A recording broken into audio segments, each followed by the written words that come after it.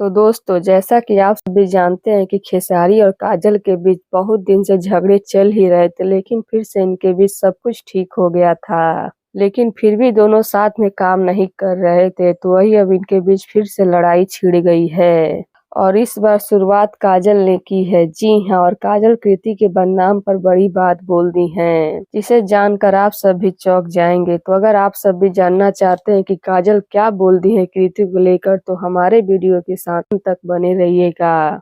और हम वीडियो में आगे बढ़े उससे पहले आप हमारे वीडियो को लाइक कर दीजिए, चैनल को सब्सक्राइब कर दें और हमारा वीडियो देखने के बाद शेयर करना ना भूलिएगा। तो चलिए बढ़ते हैं वीडियो की तरफ और आप सभी को हम बता देते हैं कि काजल अपने और खेसारी के झगड़े में कृति पर क्या बोल दी हैं। तो अचानक ही काजल खेसारी के खिलाफ बहुत कुछ बोल रही हैं और खेसारी पर बहुत सारे इल्जाम भी लगा रही हैं, और उसकी वजह ये है कि अभी हाल ही में काजल पर एक हमला हुआ था, जिसका इल्जाम खेसारी पर लगा है।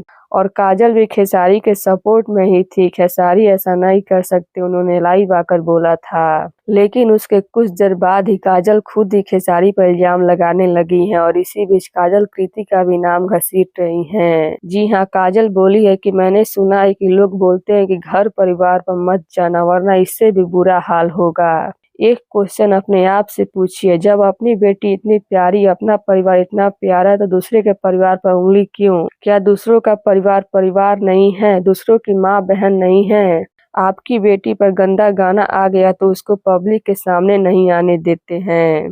तो आपको ये समझना चाहिए कि आपने जितने भी गाने गाए हैं सिर्फ लड़कियों को बदनाम करके गाए हैं, और वो भी किसी की बहन और माँ बेटी हैं। तो लीजिए, इस तरह काजल अपने लिए स्टैंड लेने के चक्कर में कृति को ही लपेट ली है। तो अब इस पर आप सभी का क्या कहना है? क्या कृति का नाम लाना सही है? अपनी राय नीचे कमेंट बॉक्स में जरूर बताइएगा। धन्यवाद।